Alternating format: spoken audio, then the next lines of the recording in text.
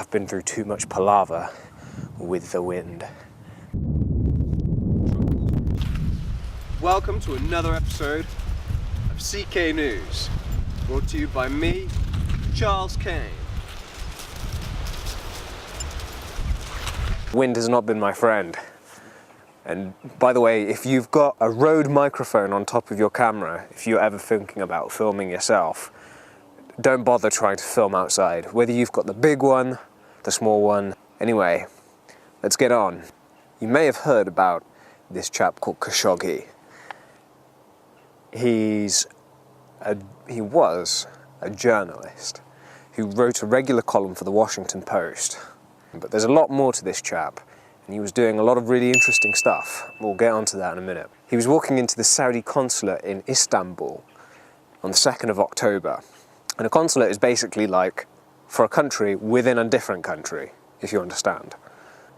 He first went into the consulate a week or two beforehand, and then he was told to return on the 2nd of October so he can pick up the finalised papers for his marriage. On the last day he was seen, Turkey claimed that a 15-man hit squad came in and took Khashoggi out. Not with a gun, but apparently they dismembered him, which means they chopped him up into bits. Yeah, pretty gruesome. However, Saudi, obviously, they completely deny this, and they say that it was lurid fiction. And you know that 15-man hit squad? Well, funnily enough, they flew out of the country only hours after Khashoggi was presumed murdered. Turkish government apparently have audio of the consulate where Khashoggi was being killed. And they have their voices, the screams, all on tape. But they didn't release them immediately, probably because it was so horrific, and also the fact that they've basically admitted that they've bugged the Saudi consulate, which I'm sure there's some sort of law for that. He was first interrogated in the Consul General's office on the 2nd floor. He was then dragged by assassins into a second room, somewhere in the consulate. And then, later on, he was taken out from that room and then into a third room, where he was dismembered. On Wednesday the 17th of October, the audio from Khashoggi's killing that Turkey has was released to the US and Saudi Arabia. The transcript of that audio said that Khashoggi had had his fingers chopped off, and then he was later dissolved in acid. And I mean, it's not like this dismemberment was some sort of crack job. I mean, they brought in a specialist for it. His name was Salam Mohammed Al-Tubaiji, a specialist in autopsy. And apparently, he's been heard on the audio saying that he's putting on headphones and listening to music to drown out the screams. And that he advised the other people who were helping him out to do so as well. And that's pretty grim. According to some sources, apparently, the body of Khashoggi was buried in the Consul General's backyard of his actual private home, which I, to be honest, think is pretty unbelievable. I don't think he would ever take on that sort of, that burden. But anyway, it was barricaded on the 2nd. It was barricaded on Tuesday. But police were unfortunately unable to go and search his house because of the Vienna Convention, which says that even the Consul General's house is part of the consul, which is technically foreign soil. It's Saudi Arabia's land, even though it was in Ankara, Turkey. He had been killed by rogue operatives. That was the information determined from Trump after a phone call with Mohammed bin Salman, the leader of Saudi Arabia, the Crown Prince. And the Crown Prince said that those rogue operatives were supposed to just interrogate Khashoggi. However, they took it into their own hands to kill him. And Trump said that on his phone call Mohammed bin Salman, or MBS, denied any knowledge of the killing at all. The leader of the 15-man hit squad, he made 4 phone calls to a guy called Badr al-Asaka. He's the manager of the Riyadh office of Mohammed bin Salman. So, if MBS didn't have anything to do with it, then why had he been called 4 times while he was in the consulate? That was probably to update him exactly what was going on. And you know, funny thing is, apparently there was aerial footage of the Saudi consulate on the day of Khashoggi's disappearance, and it was seen that there were employees in the backyard burning documents. Now, I think that's very, very suspicious. Trump has since denounced the deception and lies by Riyadh. What reason would there be to murder this seemingly innocent journalist? Okay, he said a few things about Saudi Arabia. Big deal. Well, that's what you and me would think anyway. Well, here's an example of the kind of things Khashoggi said.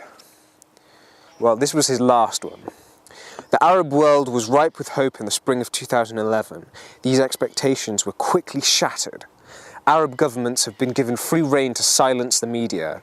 There is a time where journalists believed the internet would liberate information from censorship and control associated with print media.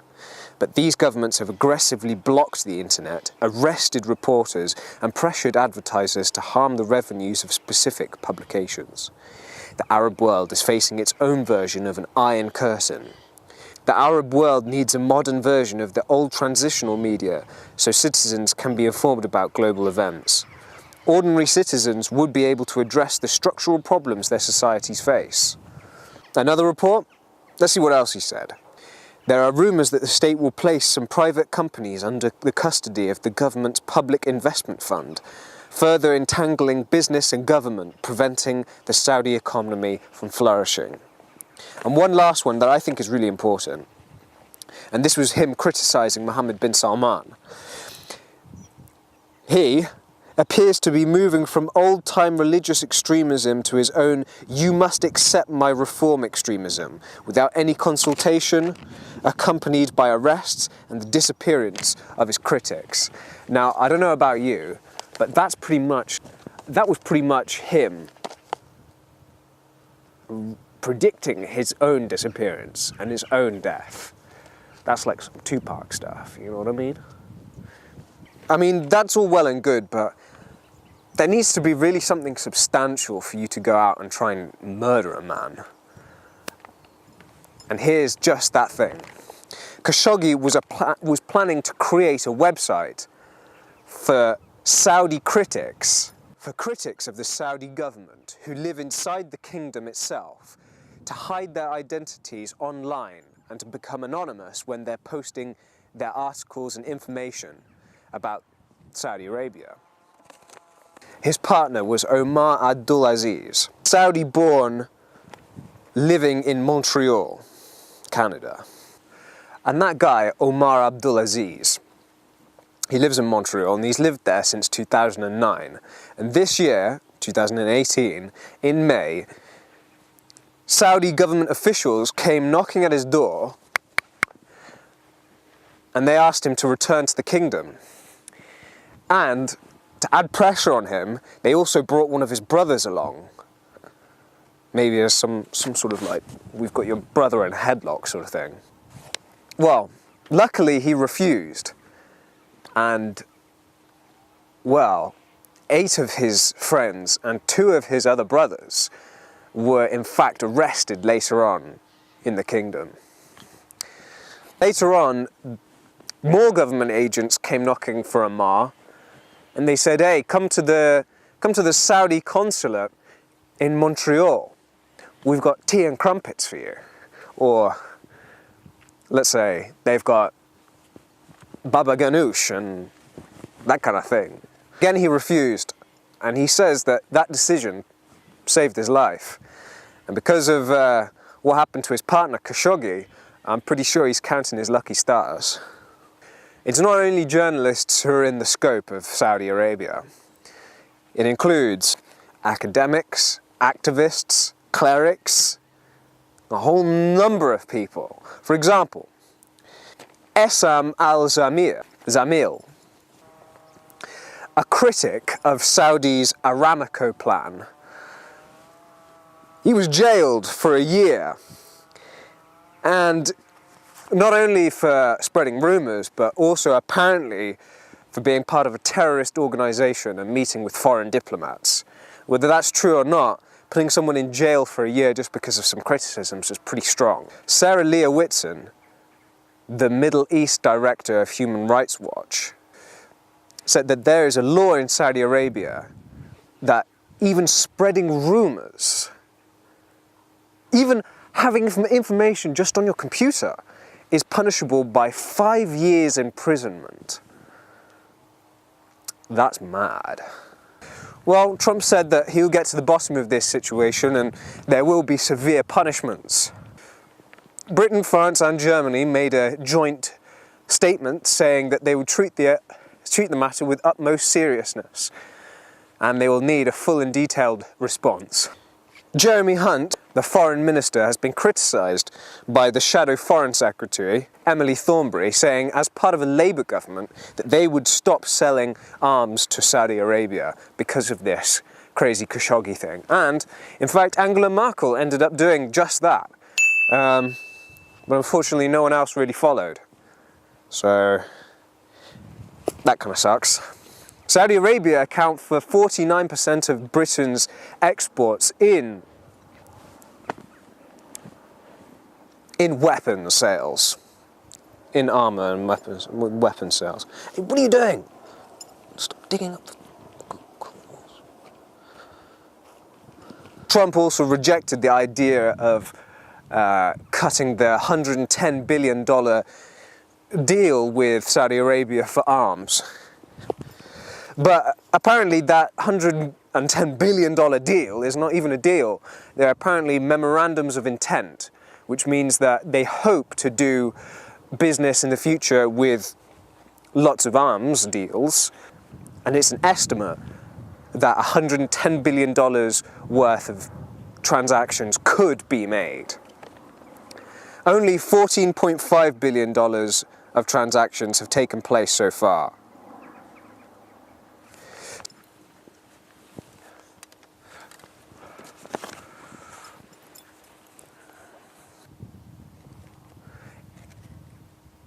What are you doing?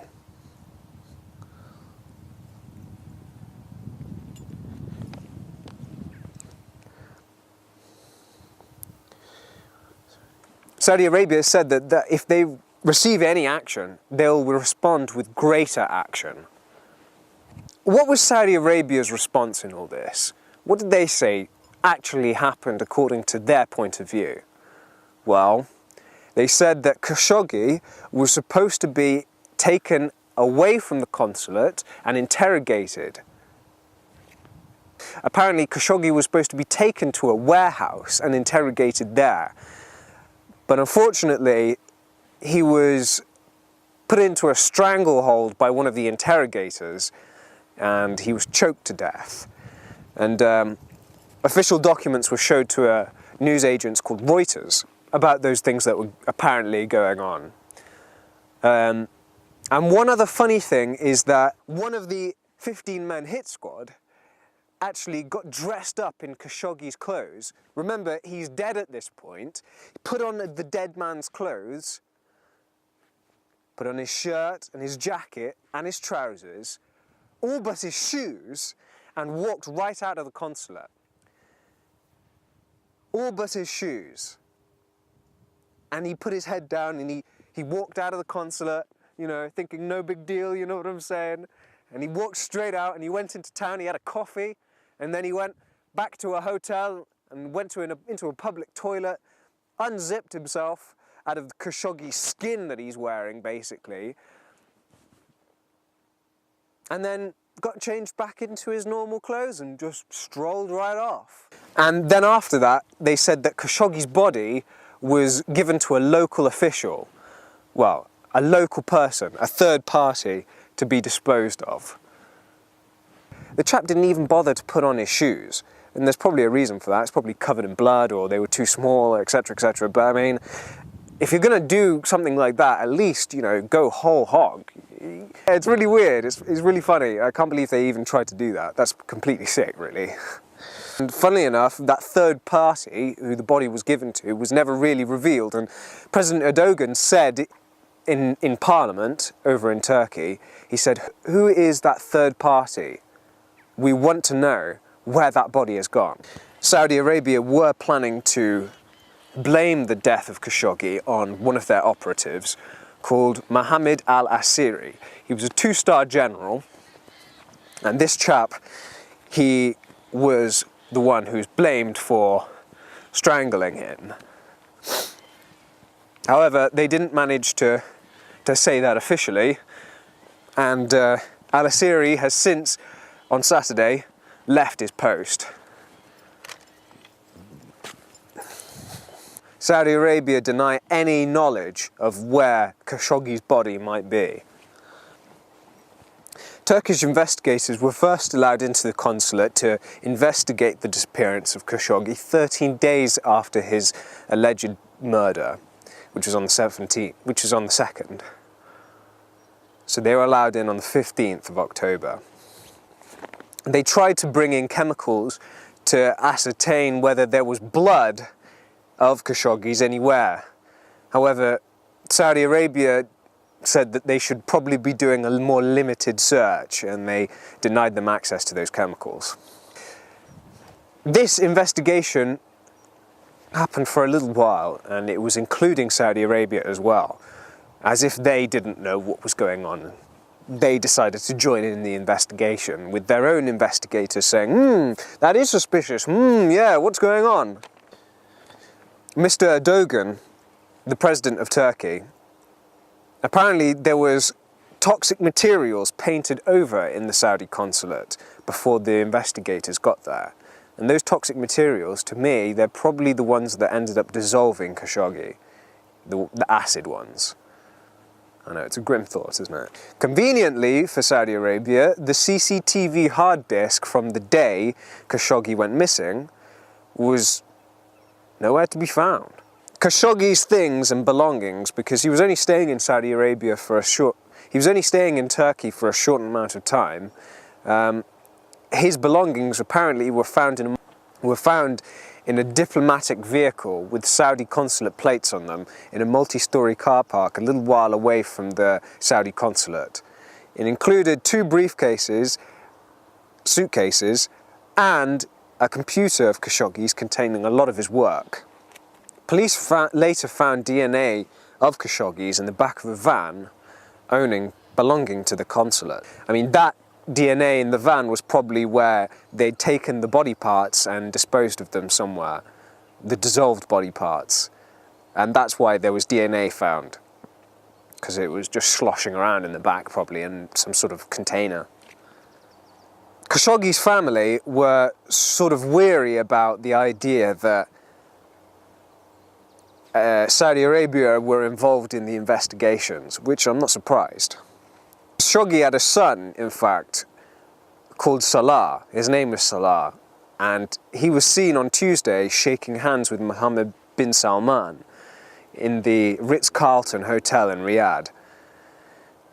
And, well, Salah's face was very stern. He wasn't smiling. He had to shake the hand of the man who murdered his father, or at least called for his murder. That's pretty tough. That's brutal. And President Erdogan claimed, he said that in Parliament, that this was no accident, that this was a premeditated murder that was planned and executed by Mohammed bin Salman. This has cost Mohammed bin Salman a lot in his already failing reputation. All right.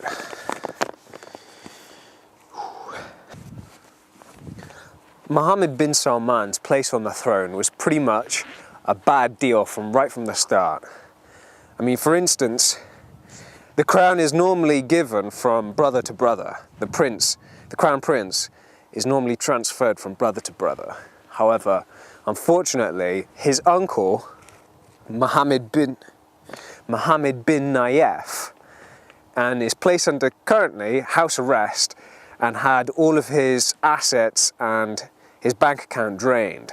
A banker who regularly meets with the royals in Saudi Arabia says that Mohammed bin Salman's rule is annoying them and that he's aggressive and impulsive.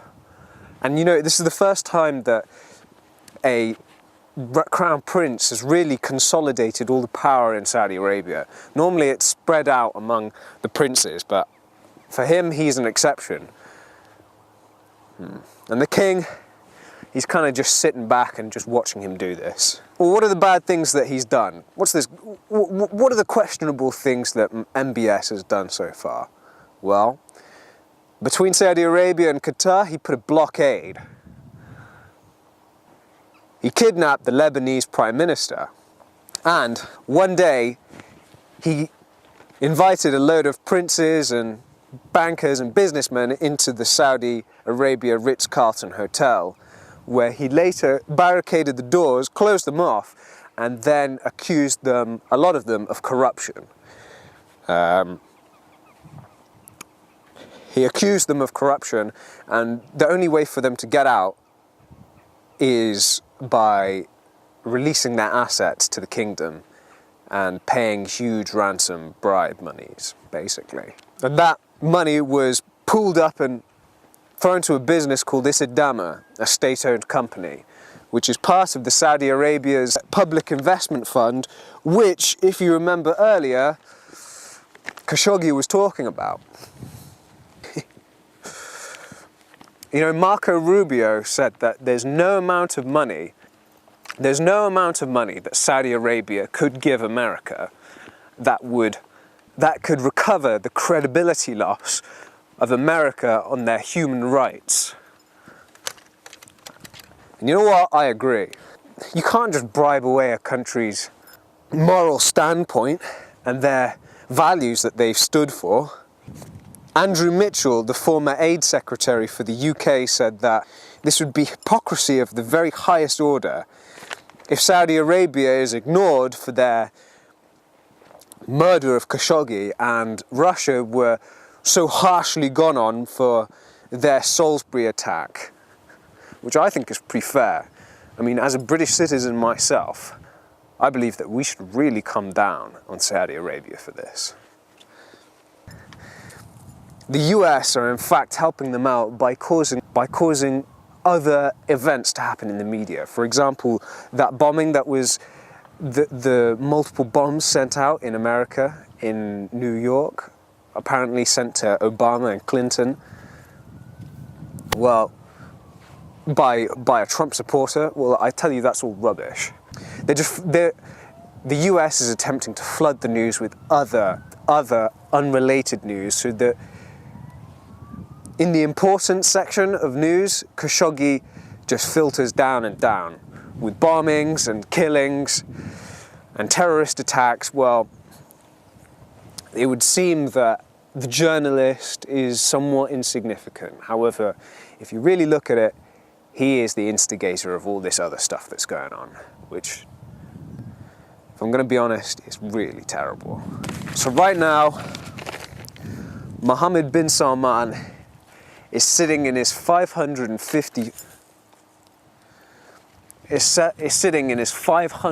million pound yacht, which is 450 foot wide, if you want to know.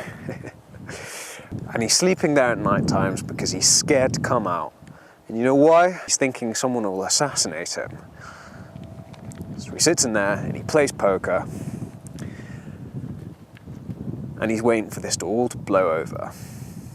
And with a little bit from the help of the US, maybe he's right. Maybe it will. But if you don't forget about it, and you keep this in your mind, well, maybe you won't get away with it. Anyway, I'll see you later. I'm gonna hit a few balls. It's the end of my video now. This has taken ages to create, so I'm gonna have some fun now.